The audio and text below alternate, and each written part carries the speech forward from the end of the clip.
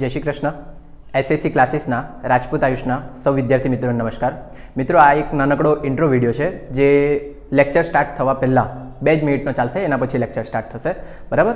અને સૌથી પહેલાં મેં વાત કરી દેમ તો મારું નામ આયુષ રાજપૂત અને આપણા ક્લાસીસનું નામ છે એસએસીસી, જેનું ફૂલ ફોર્મ છે સ્ટુડન્ટ અચીવ કોમર્સ ક્લાસીસ, બરાબર. અહીંયા સાઇટ પર તમને મારો મોબાઈલ નંબર દેખાશે. જો તમને કોઈ પણ સબ્જેક્ટમાં ડાઉટ હોય 11, 12 કોમર્સ, બીકોમ, એમકોમ, બરાબર, તમે એના પર મેસેજ કરીને પૂછી શકે. પછી એની નીચે મારા યુટ્યુબનું ચેનલ દેખાશે અને એ યુટ્યુબના ચેનલ પર તમને 11, 12ના તો થોડાક ઓછા મળશે, પણ બીકોમ, એમકોમના પૂરેપૂરા વિડીયો મળશે તમને. અને એની અંદર વિડીયોની અંદર કોમેન્ટ કરજો જો કંઈ બી નહીં ખબર પડે તો, બરાબર. આ બાજુ મારા ઉપર દેખાશે મારું પર્સનલ ઇન્સ્ટાગ્રામ અકાઉન્ટ હશે, એની નીચે આપણા ક્લાસીસનું ઇન્સ્ટાગ્રામ અકાઉન્ટ હશે અને એની નીચે એક ઇન્સ્ટાગ્રામનું અલગથી અકાઉન્ટ બનાવ્યું છે જેની અંદર 11, 12 પ્રથમ પરીક્ષા અને દ્વિતીય પરીક્ષાના તમને પેપર મળી જશે, બરાબર. અને એકદમ લાસ્ટમાં તમને દેખાશે ટેલિગ્રામનું ચેનલ છે. ટેલિગ્રામના ચેનલની અંદર 12th બોર્ડના અને બીકોમ, એમકોમના યુનિવર્સિટીના બધા પેપર મૂકેલા છે, બરાબર. અને એ પેપર શોધવા માટે મારા એમકોમની અંદર સાથે ભણતી એક છોકરી હતી પ્રિયા, જેણે હેલ્પ કરી છે, તો એ બધું ક્રેડિટ એને જ જાય છે, બરાબર. અને સ્પેશિયલી વાત કરી દેમ તો આપણા ક્લાસના અત્યાર સુધી કોઈ પેઇડ કોર્સ એટલે કે જે તમે પૈસાથી ખરીદીને ભણી શકે તેવા કોઈ કોર્સ નથી અને આપણા ટ્યુશન ક્લાસીસનું કોઈ અત્યાર સુધી એપ્લિકેશન નથી, બરાબર, જે ટૂંક સમયમાં ડેવલપ થશે, બરાબર. કંઈ બી ડાઉટ હોય એની ટાઈમ તમે પૂછી શકે અને આ જેટલી વસ્તુ દેખાય એ બધી વસ્તુ હું હેન્ડલ એકલો જ કરું છું. એટલે કદાચ શક્યતા એવી કે તમારા મેસેજના રિપ્લાય આપવામાં કે કોમેન્ટના રિપ્લાય આપવામાં થોડો ટાઈમ લાગી જાય, તો થોડુંક વેઇટ કરજો અને આપણે વિડીયો સ્ટાર્ટ કરીએ, બરાબર. Thank you. ક્વેશ્ચન નંબર 2 અમદાવાદના રાજવીર વાળો જે દાખલો છે તે, પછી ક્વેશ્ચન 2માં અથવા બાર્બી ટોયઝ વાળો અને એના પછી અથવામાં બી. તો આપણે અથવા વાળો બી કરતા છે અત્યારે. ખોઈલું બધાએ? હા ને? જો કયું અત્યાર માટે સ્કીપ કર્યું તે, કેમ કે તમને બહુ વસ્તુ કહેવાની બાકી છે. આ ક્વેશ્ચન 2 એ અત્યારે સ્કીપ કર્યું છે અને ક્વેશ્ચન 2નો એ અત્યારે સ્કીપ કર્યું. આપણે અત્યારે કયું ગણતા છે? ક્વેશ્ચન 2નો બી, બરાબર. બાકી બંને બી કરાવવા કાલે કાં તો પરમ દિવસે કરાવી દેવા. એપ્રિલ 2025, કેમ કે આજે ટાઈમ બહુ બગાડી નાખ્યો શરૂઆતમાં આપણે, એટલે ચાલો. એપ્રિલ 25નો ક્વેશ્ચન 2ની અંદર આપણે ગણતા છે અથવાનો બી. ચાલો દાખલો જો, બાકીના 2 દાખલા આપણે કાલે ગણવું, તબિયત સારી રહી તો. દાખલો જોજો. નીચે આપેલી બાકીઓ પરથી નંબર 1 ચાલુ મિલકતો અને નંબર 2 ચાલુ દેવાની ગણતરી કરો. એકદમ સિમ્પલ સાદો દાખલો, 7 માર્ક્સનો પૂછેલો છે. ચાલુ મિલકત ને ચાલુ દેવા ગણવાના છે. તો હવે પાકું સરવૈયું યાદ કરવાનું અને ચાલુ મિલકત કઈ કઈ આવે ને ચાલુ દેવા કયા કયા આવે તે મગજમાં વિચારવાના. તો સૌથી પહેલા આપણે અહીંયા હેડિંગ આપી દઈએ ચાલુ દેવા. ચાલુ દેવાની અંદર કયા કયા ચાલુ દેવા આવે? સૌથી પહેલા ટૂંકા ગાળાના ઉછીના નાણાં, પછી વેપારી લેણા કે દેવા, પછી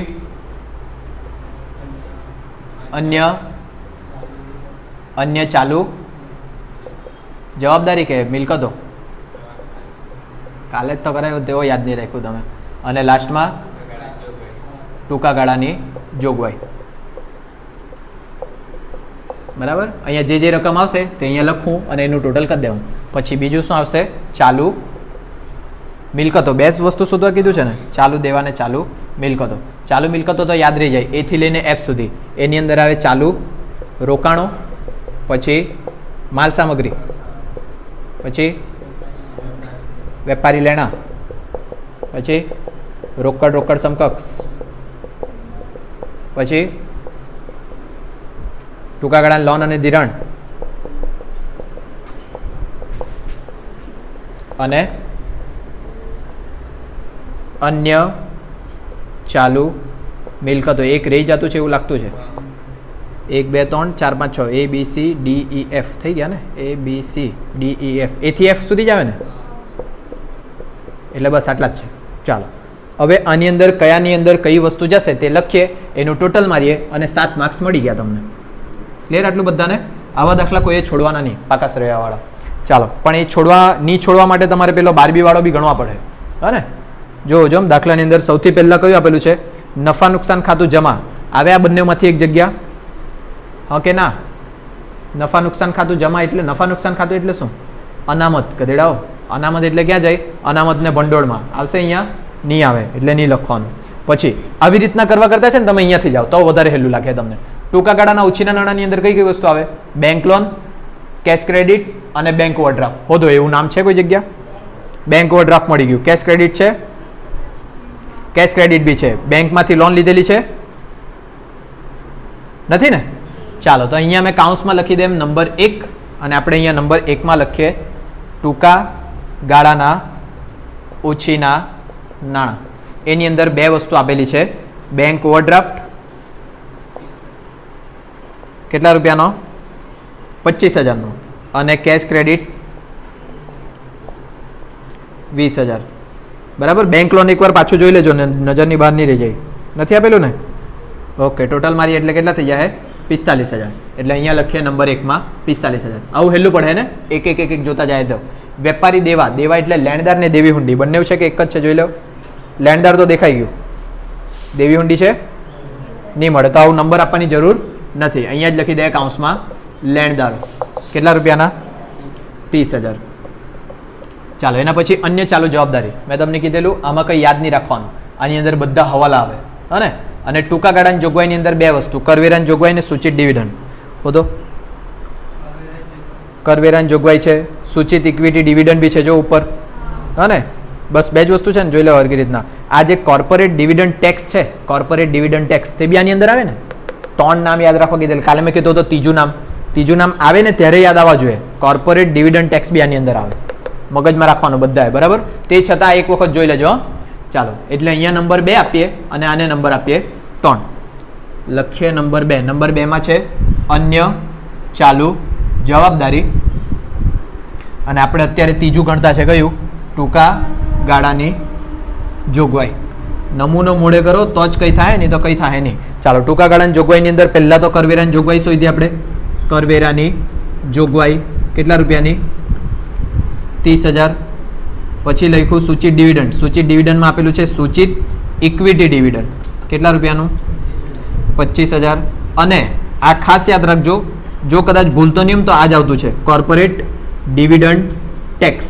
કેમ કે છે ને આની અંદર બધા કરવેરા જ લખાતા છે. કરવેરા એટલે જ આ ટેક્સ હને, એટલે એવું વિચારીને મેં યાદ રાખેલું છે. અહીંયા કેટલા રૂપિયા? 5,000. 30, 40, 50 ને કેટલા થવાના? 60,000 ને. ચાલો એટલે લખીએ નંબર 3 ની અંદર 60,000. હવે તમને એક વસ્તુ કીધેલું, આમાં કંઈ યાદ નહીં રાખવાનું. જેટલા બી દેવા બચે બધા દેવાની અંદર લખી દેવાના. તો હવે એક એક વસ્તુ વાંચો અને કયા કયા દેવા છે તે અહીંયા લખીએ. નફા નુકસાન ખાતું દેવું નથી, દેવાદાર, લેણદાર, આખા સ્ટોક, બેંક ઓવરડ્રાફ્ટ, રોકાણો, કોર્પોરેટ, અગાઉથી ચૂકવેલ વીમો. દેવું છે કે લેણું? લેણું. અહીંયા લખાય નહીં? લખાય એટલે એને નહીં લખવાનું. આગળ વધીએ. સૂચિત ઇક્વિટી ડિવિડન્ડ, કરવેરાની જોગવાઈ, લેણી હુંડી, બેંક સિલક, કેશ ક્રેડિટ, કસ્ટમ ડિપોઝિટ, ખર્ચના બાકી દેવા. ખર્ચના બાકી દેવા એટલે લખાશે અને ખર્ચના બાકી દેવા એટલે ચૂકવવાના બાકી. ચૂકવવાના બાકી એટલે દેવું. એટલે આની અંદર જાય એક જ વસ્તુ છે એટલે નંબર આપવાની જરૂર નથી. અહીંયા લખીએ ખર્ચના બાકી દેવા. કેટલા રૂપિયા? 5,000. અને આ જે આપણે નંબર 3 આપ્યું તે કયો નંબર થશે? નંબર 2. ક્લિયર આટલું બધાને? અને ચાલો આગળ વધીએ. હવે પતી ગયા દેવા. માર દેવ ટોટલ 1,40,000. ક્લિયર આટલું? આ થઈ ગયા તમારા ચાલુ દેવા. છે કઈ હાર્ડ એમાં? ખાલી નમૂનો મોડે હશે ને તો જ હાર્ડ નહીં લાગશે, બાકી હાર્ડ જ લાગે. હવે આગળ વધીએ. આની અંદર બી એક એક સ્ટેપમાં જાય. પહેલું ચાલુ રોકાણ. ચાલુ રોકાણો એટલે કે તમે કોઈ બીજી જગ્યાએ બીજી કંપનીના શેર લીધેલા હોય, કસ્ટમ ડિપોઝિટ બોલ્યા કરું, અને શું કહેવાય સરકારી જામીનગીરીમાં રોકાણ કરેલું હોય, મ્યુચ્યુઅલ ફંડમાં રોકાણ કરેલું હોય, એ બધા રોકાણ એની અંદર આવે. પણ તમને ડાયરેક્ટ રોકાણો જ આપેલા છે. દેખાય? 3 માસ. 3 માસ એટલે 3 મહિનામાં પાછા લેવાના અથવા તો આપી દેવાના તે. એટલે ટૂંકા ગાળાનું કહેવાય. ટૂંકા ગાળાનું એટલે કયામાં આવે? ચાલુ મિલકત. એટલે અહીંયા ચાલુ રોકાણની અંદર રોકાણો આવશે. બીજું કોઈ રોકાણ હોય તો ચેક કરી લો એકવાર. મારા હિસાબે તો નહીં હોય. નથી ને? ચાલો અહીંયા લખીએ કાઉન્સમાં રોકાણો. 3 મહિનાના એટલે ટૂંકા ગાળાના કહેવાશે 50,000. એટલે અહીંયા લખ્યા. પણ બોર્ડ પર જો ખાલી રોકાણો કીધેલું હતે અને 3 માસ એવું નહીં કીધેલું હતે ને તો એ કયું હશે? લાંબા ગાળાનું. તો અહીંયા નહીં લખાતે. હા, ધ્યાનમાં રાખજો. ચાલો આગળ. રોકાણો પછી માલ સામગ્રી. માલ સામગ્રીની અંદર તમામ પ્રકારનો સ્ટોક. એક આખો સ્ટોક દેખાતો છે મને. બીજું કંઈક છે એવું જે આમાં આવતું હોય? છૂટા ઓજારો, માલ સામગ્રી, માર્ગસ્થ માલ છે એક. ચાલો 2 વસ્તુ દેખાયું. બીજું કંઈ છે? નથી ને? ચાલો તો આને નંબર આપીએ. આને નંબર આપીએ માલ સામગ્રીને નંબર 3. નંબર 3 ની આપવાનો એ 2 જ વસ્તુ છે તો અહીંયા કાઉન્સમાં લખી દેવો તો બી કંઈ નહીં. પેપરમાં ગણે ને ત્યારે આળસ નહીં કરવાની અને નંબર આપીને અલગથી ગણીને જ આપવાનું એ લોકોને. ચાલો માલ સામગ્રી માલ સામગ્રી કાંક ગયું, બે વસ્તુ આખર સ્ટોક અને માર્ગસ્થ માલ. લખો બંનેનું ટોટલ કેટલું થાય? 35 ને 20 55. બરાબર ને? ચાલો વેપારી લેણા. વેપારી લેણાની અંદર દેવાદારો અને લેણી હુંડી બંને આપેલી છે ને? દેવાદારો પ્લસ લેણી હુંડી કેટલા રૂપિયાની? કાક ગયું ટોટલ કરી દેવું ને કેટલા થાય? 68 કે 7? 67. ચાલો પછી રોકડ અને રોકડ સમકક્ષની અંદર રોકડ શિલ્લક, બેંક શિલ્લક એવું કંઈક દેખાતું છે? બેંક શિલ્લક દેખાઈ ગયું. રોકડ શિલ્લક છે? નહીં મળે ને? કેશ ક્રેડિટ આમાં જ આવે ને? નહીં આવે ને? ચાલો અહીંયા લખીએ બેંક શિલ્લક કેટલા રૂપિયાની? 1 લાખની. ચાલો આગળ. એના પછી ટૂંકા ગાળાની લોન અને ધિરાણ. તમે કોઈકને લોન આપેલી હોય ને તમામ પ્રકારની ડિપોઝિટ આની અંદર આવે. એક દેખાતી છે કસ્ટમ ડિપોઝિટ. બીજી કોઈ લોન બોન આપેલી તેવું દેખાય? નહીં દેખાય. એટલે અહીંયા લખીએ કસ્ટમ ડિપોઝિટ કેટલા રૂપિયાનું? 10,000નું. પછી લાસ્ટ અન્ય ચાલુ મિલકત. આ જેટલા બી હવાલા હોય તે બધા આની અંદર. તો કયા કયા હવાલા? અગાઉથી ચૂકવેલો વીમો બાકી ને તે લેણું તે આની અંદર આવશે. બીજું કંઈ બાકી રહી ગયું? નહીં રહ્યું. એટલે અહીંયા લખીએ અગાઉથી ચૂકવેલ વીમો કેટલાનો? 10,000નો. મારો ટોટલ 292. ક્લિયર આટલું બધાને? અને આ તમારો દાખલો ને આ 7 માર્ક્સમાં દાખલો પૂછેલો. હવે તમે છે ને પેપરમાં ગળે ને તો આના કરતાં બી સારું શું ગણી શકે? તમે હેડિંગ આપી દો ચાલુ દેવા અને પહેલાં લખો ટૂંકા ગાળાના ઉછીના નાણાં. બરાબર? હવે ટૂંકા ગાળાના ઉછીના નાણાં આખું પતાવી દો પહેલાં જ. એની અંદર બે વસ્તુ આવી, બેંક ઓવરડ્રાફ્ટ, કેશ ક્રેડિટ. અહીંયા લખીએ હેડિંગ આપીને બેંક ઓવરડ્રાફ્ટ પછી કેશ ક્રેડિટ. કેટલા કેટલા આવ્યા? 25 ને 20. 25,000 20,000 એ બંનેનું ટોટલ કરીને બહાર લખી દો 45,000. પછી એવી જ રીતના સેકન્ડ પર જાઓ વેપારી દેવા. ખબર પડે આવું? અને એટલે નંબર આપવાની ને અલગથી છૂટું બધાની કોઈ મગજમારી નથી. બરાબર? એટલે આવું લખો પછી વેપારી દેવા લખો, ટોટલ મારો ને પછી આ ફાઇનલ ટોટલ મારો એટલે વેપારી દેવા આવી ગયા. અને લખવા માટે કોઈ રોકટોક નથી. બરાબર? પણ જ્યારે 14 માર્ક્સનો મોટો દાખલો કરતા હોય ને ત્યારે તો નમૂના પ્રમાણે જ આખું વ્યવસ્થિત લખવા પડે તમારે નોંધ નંબર આપીને. ક્લિયર થાય બધાને? આવી રીતના લખશો તો વધારે સારું. આ રીતના નહીં લખતા. નોટમાં બી તમે લખે ને ત્યારે આવી રીતના જ કરી દેજો.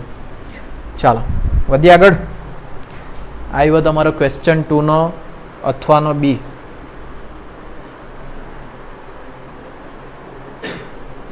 નેક્સ્ટ આવો હવે ક્વેશ્ચન 3 પર. ક્વેશ્ચન 3 લતાને આશાવાળો ને વાર્ષિક હિસાબ તો એના અથવામાં છે.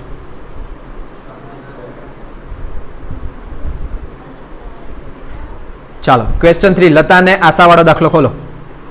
મળ્યો બધાને?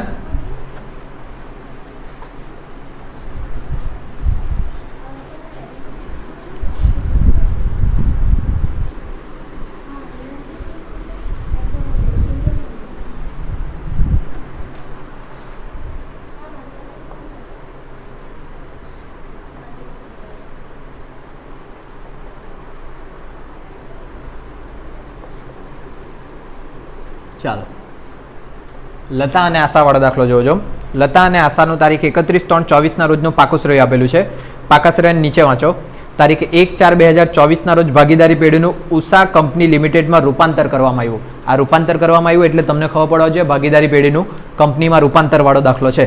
અને એ દાખલો હોય ને તો સૌથી પહેલાં તમારે ખરીદ કિંમત ગણવાનું. ખરીદ કિંમત ગણાઈ જાય પછી કેટલા શેર મળ્યા એના અવેજ ગણવાનું. પછી કોઈક શેર વેચેલું હોય તો તે ગણવાનું. વધેલા શેર ગણવાનું. પછી ખાતામાં માલ મિલકત નિકાલ ખાતું, ભાગીદારના મૂડી ખાતા, પછી રોકડ / બેંક ખાતું ને નવી કંપનીનું ખાતું. યાદ આવ્યું ચેપ્ટર? બરાબર? એ ખાતા તમારે તૈયાર કરવાના. પણ આપણે પહેલા હવાલા વાંચી લે. હવાલામાં નંબર 1 પાઘડી ₹42,000 ગણવાની છે. પાઘડી ચોખ્ખી આપી દીધેલી છે. કંપની લતાની લોન સિવાયના તમામ દેવા લઈ લેશે. બરાબર? એટલે લતાની લોનને ચોકડી મારવાનું. પછી આપણે આગળ વધવું. અને યાદ રાખજો લતાની લોન બધા. પછી નંબર 3 કંપની 32,000 રોકડ સિવાયની તમામ મિલકતો લઈ લેશે. એટલે રોકડ બી નહીં લે. કેટલા રૂપિયાની? 32,000ની. તો ચોકડી બે વસ્તુ પર આવી છે. એક લતાની લોન, બીજું રોકડ. મગજમાં બેહાડી રાખજો, ફોનમાં છે એટલે બધી રકમ. ચોથું જો મિલકતોનું નીચે મુજબ પુનઃમૂલ્યાંકન કરવામાં આવ્યું.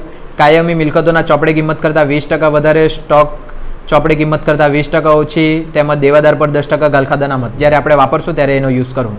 નંબર 5 જો ખરીદ કિંમત પેટે 40,000 પૂરા ભરપાઈ થયેલા ઇક્વિટી શેર દરેક ₹10નો એક એવા 11ના બજાર ભાવે 1200 ડિબેન્ચર સોના અને બાકીની રકમ રોકડમાં. આ હવાલો નંબર 5માં શું આપ્યું છે? અવેજ, કે તમારા ખરીદ કિંમતના બદલામાં શું આપશે તે.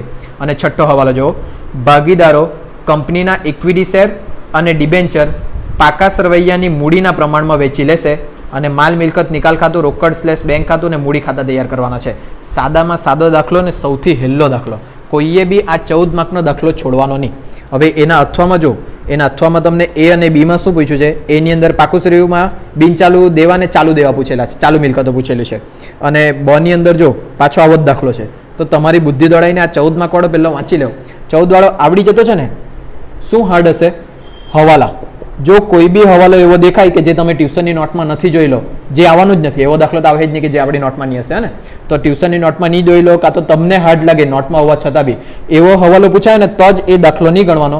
બાકી બધાએ કંપનીમાં રૂપાંતર વાળો દાખલો ફિક્સ ગણીને આવવાનો અને એમાં જ તમારે 14 માર્ક લેવાના છે. એમાંથી 14 માર્ક્સ આવશે પૂરેપૂરા. એ તો સાચો પડી જ જવા જોઈએ તમારો ને, કેમ કે છેલ્લે ટોટલ હરખું આવી જાય રોકડ ખાતાનું, તો એ દાખલો સાચો.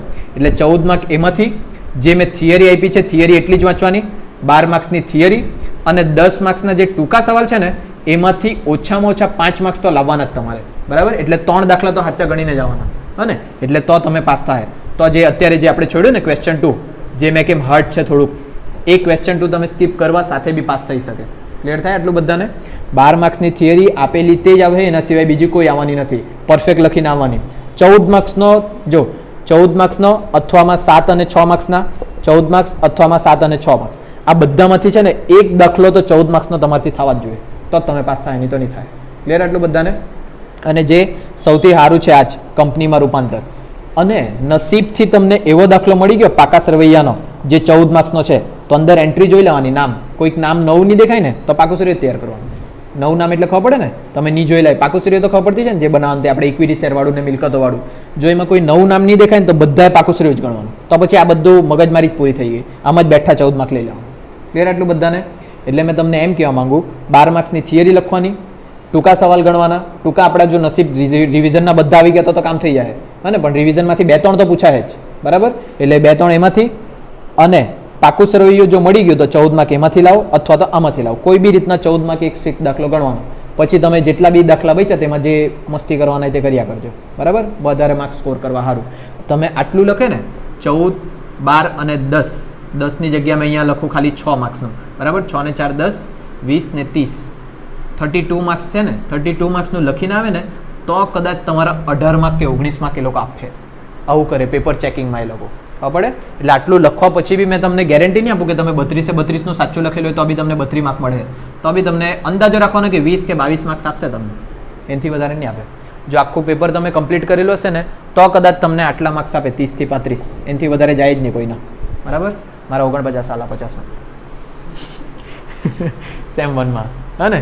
ચાલો, એટલે ધ્યાનમાં રાખજો, પેપરને જેટલું લાઇટલી લે ને તેટલી તમારી પથારી ફેરવાઈ જાય, બરાબર.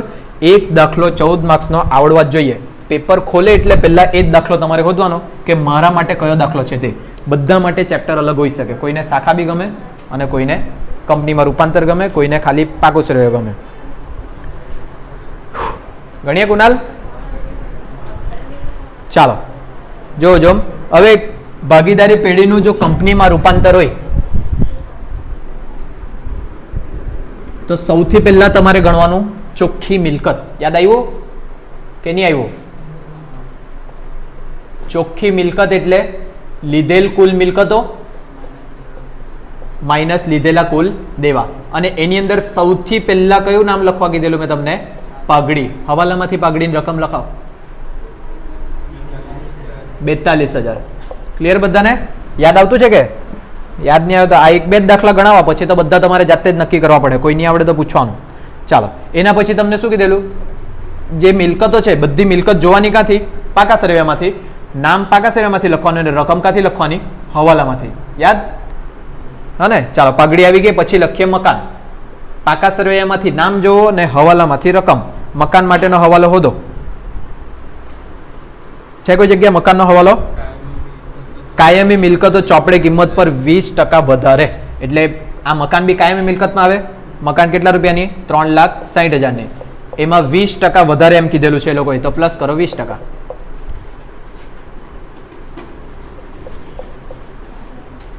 4 લાખ નહીં સંભળાયું 32,000. ચાલો મકાન પછી છે મશીનરી. મશીનરી બી કઈ મિલકત કહેવાય? કાયમી. કેટલાની છે મશીનરી? 1 લાખની. પ્લસ કરો 20% એટલે કેટલા થઈ જશે? 1,20,000. ચાલો મશીનરી પછી છે સ્ટોક. સ્ટોક કાયમી મિલકત નહીં કહેવાય. ચાલો કેમ કે આવતા વર્ષે વેચાઈ જાય. સ્ટોક માટે કોઈ હવાલામાં કીધું છે?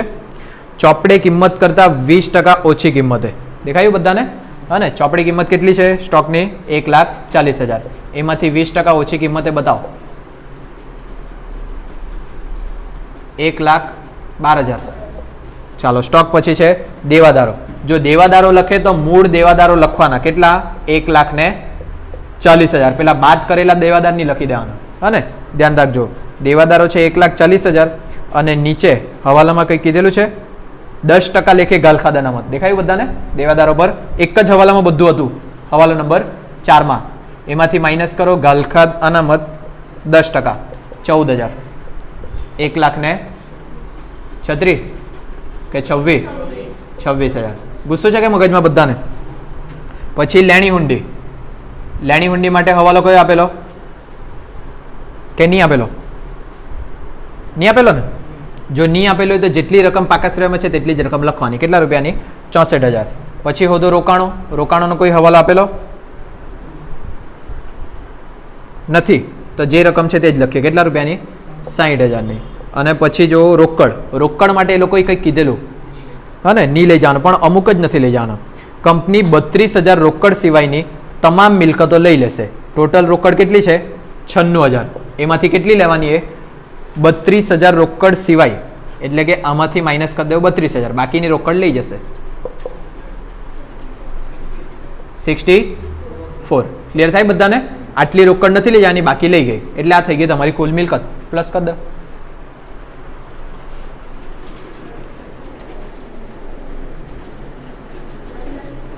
$10,20,000. ચાલો એમાંથી બાદ કરીએ આપણે લીધેલા કુલ દેવા. ચાલો પાછા દેવાના નામ વાંચીએ પાકાશ્રયમાંથી અને રકમ લખીએ હવાલામાંથી. મૂડી એ દેવું નહીં કહેવાય. સામાન્ય અનામત બી દેવું નહીં કહેવાય. લતાની લોન એ લોકો લઈ જવા માટે ના પાડી, આપણે ચોકડી પાડવાની છે ને, બરાબર? લતાની લોન કંઈ નહીં કરવાનું. લેણદારો અહીંયા લખીએ લેણદારો. હવાલામાં કોઈ રકમ આપી છે લેણદારોને લગતી? નહીં આપી ને? જો હવાલો નંબર 2 વાંચો છો. કંપની લતાની લોન સિવાય તમામ દેવા લઈ લે અને એના સિવાય દેવાને લગતો બીજો કોઈ હવાલો નથી આપેલો તો બધા જેટલા બી દેવા છે તે પાકાશ્રયમાં જેટલી રકમ છે ને એટલે કે ચોપડી કિંમત તેટલી જ કિંમતે લઈ ગયા એવું સમજવાનું તમારે. લેણદારો કેટલા? 1 લાખ. પછી બેંક લોન કેટલાની? 2,40,000. પછી પ્રોવિડન્ટ ફંડ 80,000. કામદાર અકસ્માત બચત ફંડ દેવું કહેવાય કે અનામત કહેવાય? દેવું કહેવાય. કેવી રીતના નક્કી કર્યું? બચત. મેં 2 શબ્દો યાદ રાખવા કીધેલા, નફા અને બચત. જો આ બંને શબ્દો દેખાયા ને તો એ શું સમજવાનું તમારે? દેવું. તે સિવાયનું બધું અનામત. બરાબર? ચાલો તો નફા અને બચત શબ્દ દેખાતો છે એની અંદર એટલે અહીંયા લખીએ દેવામાં. કામદાર અકસ્માત બચત ફંડ કેટલા રૂપિયાનો? 24,000નો. માધદેવ ટોટલ બસ આટલું જ ને? મારો ટોટલ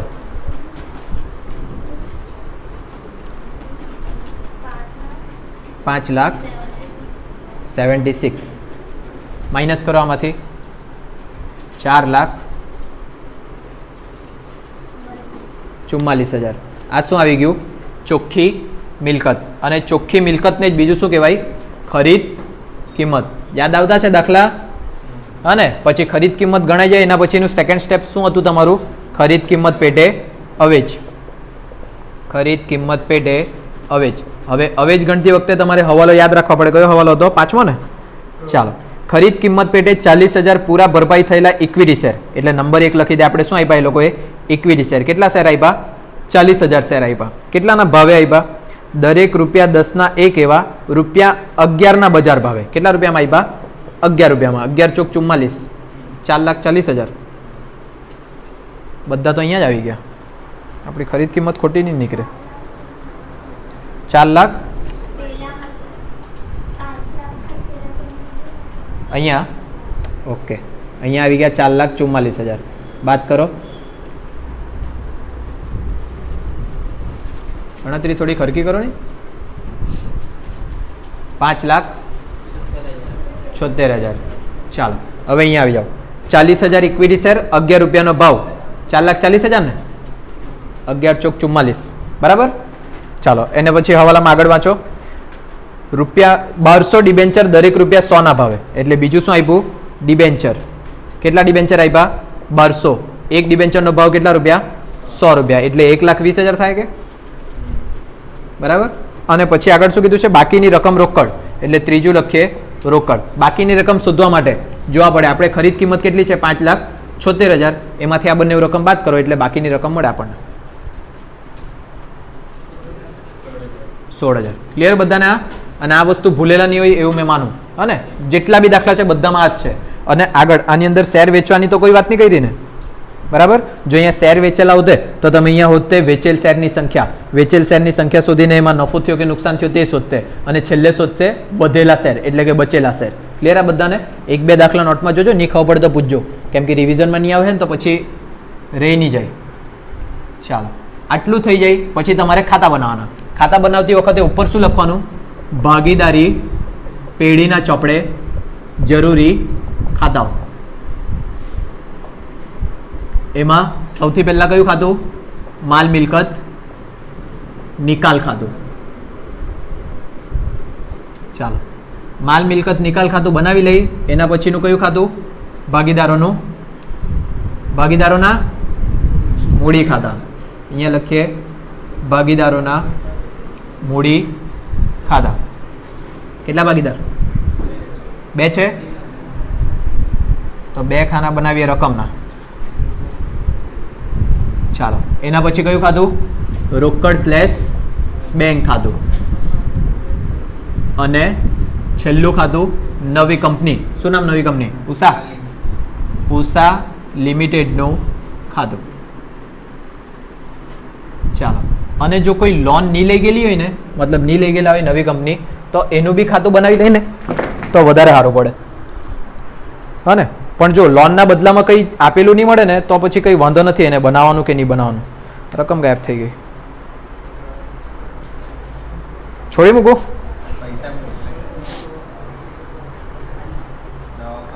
આપણે 2 પેપર તો સોલ્વ કરવા જ પડે, નહીં તો તમે તો ધંધે લાગી જાય. તો મેં શું કરવાનું હોય? તમે જરીક સાથ સહકાર આપતા હોય તો જલ્દી થાય કે તમે તો બધું જ બગ્ગા જ માર્યા કરે તો મેં બી શું કરવાનું? ચાલો દાખલાની અંદર પહેલા હવાલા જોઈ લે. કોઈ હવાલો બાકી રહી ગયો? પગડી આપણે વાપરી દીધું, બીજો હવાલો બી વાપરી દીધો, ત્રીજો બી યુઝ કરી લીધો, ચોથામાં બી બધું આવી ગયું, પાંચમું બી બધું આવી ગયું, અને છઠ્ઠું તો ખાતું તૈયાર કરવા કીધું. કોઈ બી હવાલો બાકી રહેલો નથી, બધા હવાલો કમ્પ્લીટ છે. એટલે હવે તમે પહેલાનું ખાતું બનાવે ને, આ લતા લિમિટેડ એ લોન નથી લઈ ગયા ને, લતા લિમિટેડની લોન. જો લતાની લોન નહીં લઈ જાય તમે એનું ખાતું બનાવે તો બી ચાલે, નહીં બનાવે તો બી ચાલે. પણ ક્યારે ખાતું બનાવવાનું? જ્યારે એમ કીધેલું ને કે લતાની લોનના બદલામાં ડિબેન્ચર આપ્યા, લતાની લોનના બદલામાં ઇક્વિટી શેર આપ્યા, ત્યારે તમારે આ ખાતું બનાવવાનું, નહીં તો બનાવવાની જરૂર નથી. ક્લિયર બધાને? આપણે એક દાખલો ગણેલો છે આનંદની લોન વાળો, અને આનંદની લોનનું ખાતું બનાવેલું છે. કેમ બનાવેલું? કેમ કે એના બદલામાં ડિબેન્ચર આપેલા હતા. એટલે મગજમાં બેસાડી રાખજો, જો લોનના બદલામાં કંઈ આપે ને તો જ એનું ખાતું બનાવવાનું, નહીં તો એની બનાવવાની જરૂર નથી. ચાલો હવે દાખલો ગણીએ આપણે. જો આ દાખલો બી ટોટલી તમને અહીંયાથી ગોખાવેલો છે. ગોખાલો મીન્સ કે તમારે શું કરવાનું? પહેલા પાકા સરવૈયામાંથી બધી વસ્તુ લખી દેવાની, જ્યાં જ્યાં એન્ટ્રી આવતી હોય ત્યાં, બરાબર. અને આ બાજુ શું હેડિંગ આપી દેવાનું? પરચુરણ મિલકતો, અને અહીંયા શું આવશે? પરચુરણ દેવા. જો યાદ નહીં આવે તો બીજી રીતના બી મેં કીધેલું તમને. જો મૂડી દેવા બાજુ જેટલી બી વસ્તુ છે બધી કઈ બાજુ જાય? જમા બાજુ. અને મિલકત લેણા બાજુ જે વસ્તુ છે બધી કઈ બાજુ આવે? ઉધાર બાજુ, બરાબર. ચાલો તો મૂડી દેવાથી સ્ટાર્ટ કરો. પહેલા તો મૂડી. મૂડી ક્યાં લખાશે? ભાગીદારના મૂડી ખાતામાં. નામ લખી દે પહેલા લતાને યેશા. અહીંયા બી લખી દે લતાને આશા. સોરી, પ્રવેશ નિવૃત્તિનો દાખલો યાદ આવી ગયો. લતા યેશા વાળો તો ખબર ક્યાંથી ખબર રહે તમને?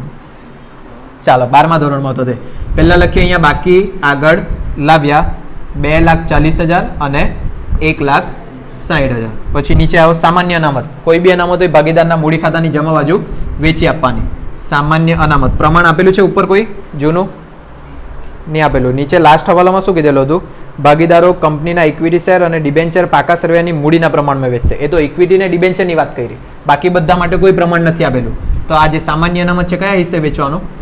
સરખે હિસ્સે 1:1. 44. બરાબર ને? 44,000 અને 44,000. ચાલો નેક્સ્ટ લતાની લોન એટલે દેવું. ક્યાં લખાશે? પરચુરણ દેવામાં. લતાની લોન કેટલા રૂપિયાની? 68,000ની. ચાલો, જે વસ્તુ નહીં લઈ ગયેલા ને તેને મેં તમને ચોકડી મારી રાખવા કીધેલું, એટલે પછી યાદ આવે. પેન્સિલથી મારી રાખવાનું પેપરમાં બી, હા ને? ચાલો આગળ. પછી લેણદારો બી દેવું આવે, એટલે અહીંયા પરચુરણ દેવામાં લખીએ લેણદારો કેટલાના? 1 લાખ.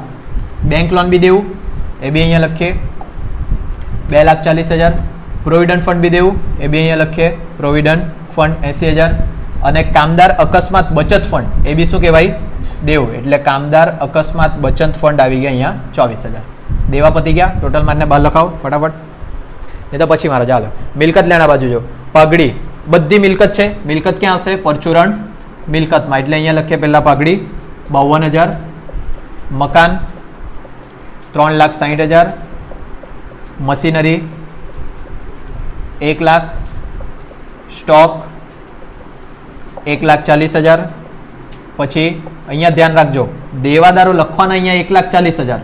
જે ગાલખાદ અનામત છે તે કઈ બાજુ લખવાનું? બીજી બાજુ. અહીંયા લખીએ ગાલખાદ અનામત છે કે ગાલખાદ છે? ગાલખાદ છે ને? જો યાદ રાખજો, જો ગાલખાદ હોય તો બાદ કરીને લખવાનું, ગાલખાદ અનામત હોય તો બીજી બાજુ લખવાનું. યાદ આવ્યું?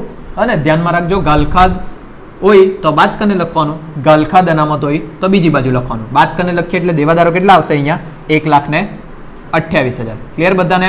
મગજમાં રાખજો બધા. ગાલખાદ હશે તો બાદ કરીને લખવાનું, ગાલખાદ અનામત હોય તો બીજી બાજુ લખવાનું. ચાલ આગળ. લેણી હુંડી અહીંયા આવશે. લેણી હુંડી કેટલા રૂપિયાની? 64,000ની. અને પછી રોકાણો કેટલાના? 60,000ના. હવે રોકડ માટે ખાસ વસ્તુ યાદ રાખવાની, અહીંયા રોકડ લખાશે કે નહીં લખાશે? લખાશે. જેટલી રોકડ એ લોકો લઈ ગયા ને તેટલી અહીંયા લખાય, પણ જેટલી તમારા ધંધામાં ગલ્લામાં પડેલી છે તેટલી અહીંયા લખાય. યાદ આવે? અને જેટલી વસ્તુ, જેટલા રોકડા તમારા ધંધામાં છે તે અહીંયા બાકી આગળ લાવ્યા તરીકે લખવાના. તમારા ગલ્લામાં કેટલા રૂપિયા છે? 32,000. તે તમારે અહીંયા લખવાના. જેટલી નવી કંપની લઈ જાય તે તમારે અહીંયા લખવાના. કેટલા નવી કંપની લઈ ગઈ? 64,000. અથવા તો બીજી રીતના બી ગોખાલું તમને, જ્યારે માલ મિલકત ખાતાની અંદર પરચુરણ મિલકતમાં જે રોકડ લખાય તે રોકડ ને આ રોકડ સરખી હોય. ખબર પડે? તે રોકડ ને અહીંયા ખરીદ કિંમતની રોકડ સરખી હોય. જો આ બંને સરખી હોય તો પેલી તો ખબર પડી જવાની ને બધાને.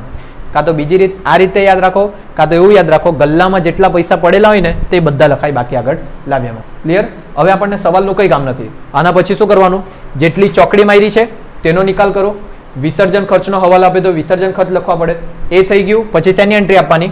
ખરીદ કિંમત. ખરીદ કિંમતની બધી એન્ટ્રી આપી એટલે દાખલો કમ્પ્લીટ. ક્લિયર? એટલે મેં કેમ તમને આ દાખલો બધાએ પકડવાનો. 14 માર્ક્સનો છે ને, સારો દાખલો છે. ટોટલ મારો કદાચ હવે આના જેવો બીજો દાખલો નહીં ગણવાનો. ટોટલ મારો મિલકતનું ને દેવાનું પહેલા આનું 9,04,000, 5,12,000. ચાલો હવે પાછું યાદ કરાવી દે. બધી એન્ટ્રી થઈ જાય એટલે ચોકડી માર્યું ને તે પતાવવાનું. ચોકડીમાં અહીંયા દેવું છે. દેવું તમારે શું કરી દેવા પડે? ચૂકવી દેવા પડે. દેવું ચૂકવી એટલે ધંધામાંથી રોકડ જાય. કેટલા રૂપિયા? 68,000. અહીંયા જમા બાજુ તો માલ મિલકત નિકાલ ખાતાની ઉધાર બાજુ 68,000. આ એક રીતના યાદ રાખવા કીધેલું. બીજી બી રીત કીધેલી તમને. જે બાજુ ચોકડી છે એનો નિકાલ કરે તો એની વિરુદ્ધની બાજુ એ લખવાનું. યાદ આવ્યું? અને અહીંયા 68,000 જમા બાજુ છે તો નિકાલ કરવા માટે ક્યાં લખું? ઉધાર બાજુ. આમાં ઉધાર બાજુ તો રોકડ સ્લેશ બેંક ખાતાની જમા બાજુ. નામમાં વિરુદ્ધનું નામ લખવાનું. અહીંયા લખાય રોકડ સ્લેશ બેંક ખાતે અને કાઉન્સમાં લખી આપવાનું લતાની લોન. અને ત્યાં લખાય મામી નિકાલ ખાતે, કાઉન્સમાં લખવાનું લતા. ટોટલ ખોટું કયું? આ કેટલું? 9,68,000. મેં બી ધ્યાન નહીં આપ્યું ને, કેમ કે ગોવિંદાએ કરેલું તો જોવા પડે આપણે. 66,000 રહી ગયેલો. કંઈ નહીં થાય. એ તો જીવન છે, તો એક બે વખત ફેલ થાઉં તો ખબર પડે.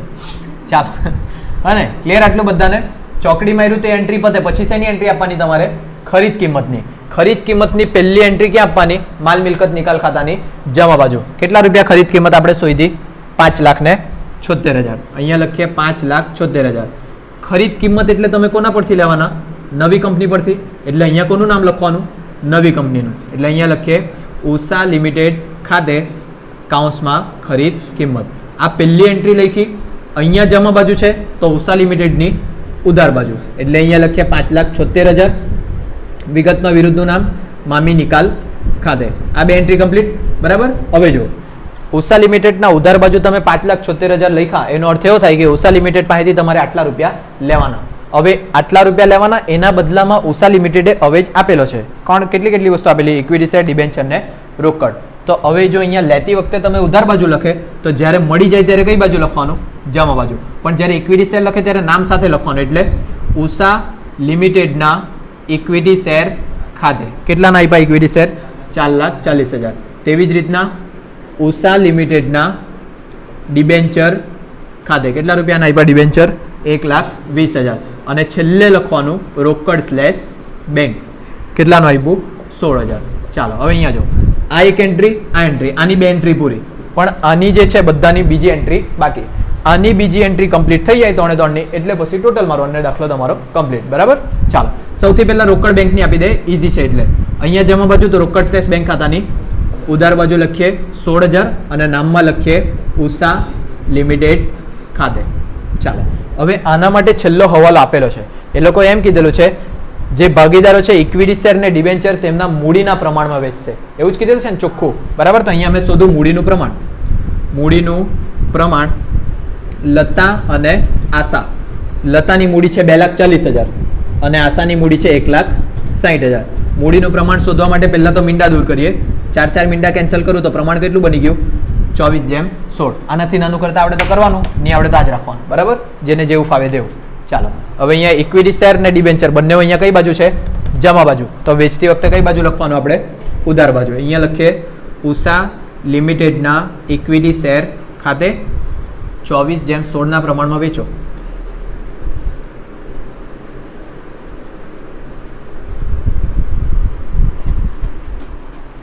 ડિબેન્ચર બી વેચવાનું છે પછી. ચાલો જલ્દી કરો.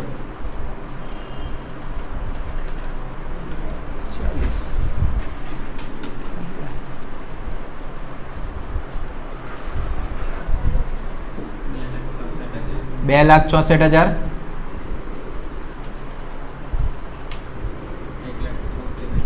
1,76,000. ડિબેન્ચર વેચો 72 અને 48,000. ક્લિયર બધાને?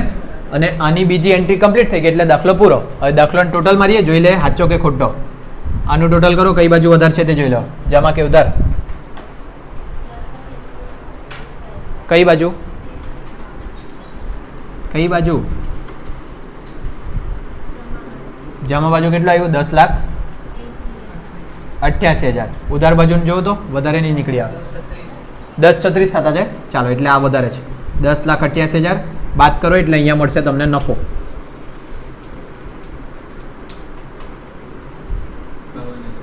$52,000 નો નફો થયો. અને નફા નુકસાનનું પ્રમાણ નથી આપેલું એટલે સરખે હિસ્સે વેચવાનું. 26,000. ચાલો અહીંયા ઉધાર બાજુ તો મૂડી ખાતાની જમા બાજુ. અહીંયા લખીએ 26,000, અહીંયા બી લખીએ 26,000. વિગતમાં વિરુદ્ધનું નામ મામી નિકાલ ખાતે. અને હવે ટોટલ મારો કઈ બાજુ વધારે છે તે ચેક કરી લેજો. પેલી બાજુ વધારે છે કાંઈ ખબર? લતામાં 3 લાખ આ વધારે છે. તો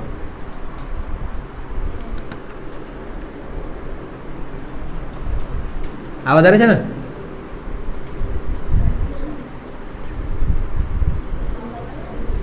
$3,36,000. ચાલો ઉધાર બાજુ વધારે છે 3,36,000. એમાંથી આ બાદ કરો એટલે કેટલા આવે? 26,000. અહીંયા શું લખવાનું? રોકડ સ્લેશ બેંક ખાતે. અને આશાનું કઈ બાજુ વધારે? જમા બાજુ. કેટલું? 32. અહીંયા બી લખીએ 32. 6,000 બચ્યા. એ બી શું લખવાનું? રોકડ સ્લેશ બેંક કાઉન્સમાં ક્વેશ્ચન માર્ક. ચાલો અહીંયા જે ઉધાર બાજુ આમાં લઈ જવાનું કઈ બાજુ? જમા બાજુ. એટલે જમા બાજુ 6,000 અને આમાં જે જમા બાજુ 26 છે ત્યાં બાજુ લાવવાનું ઉધાર બાજુ એટલે 26,000. 6,000 માં નામ લખીએ આશાના મૂડી ખાતે અને આની અંદર નામ લખીએ લતાના મૂડી ખાતે. હવે આનું ટોટલ સરખું આવ્યું તો તમારો દાખલો સાચો. એ તો વાટ લાગ ગઈ. કેટલો? 74,000. બરાબર? આ ટોટલ સરખું આવે એટલે તમને ત્યાં જ ખબર પડી જાય તમારો દાખલો સાચો છે ને. 14 માંથી 14 આવી ગયા. અહીંયા 5,76,000 ને આ બી કેટલા હોય? 5,76,000. બરાબર હા જા હવે ધ્યાન રાખજો આ દાખલો બધા પરફેક્ટ કરીને જાજો આવા દાખલા પૂછાશે આમાં એક વસ્તુ એક્સ્ટ્રા આવે હજુ તે નથી ગણ્યું આપણે ખબર વેચે ને બચેલા લીધે તે એકવાર નોટમાં જોઈ જાજો આપણા રિવિઝનમાં આવે કે નહીં આવે સમજાલું જ છે ને સારું એવું આવડે જ છે બરાબર એટલે આ દાખલો પરફેક્ટ કરજો વિડીયો બી છે જ ઘણા વિડીયો છે શાખાના હિસાબમાં છે ને એક ટાઈપ નથી ગણાલી તે જ દાખલો પૂછાઈ ગયો છે 25માં કાલે છે ને જરા મેસેજ જોઈને જ આવજો લાગતું જ છે કે તબિયત ખરાબ થવાની છે હા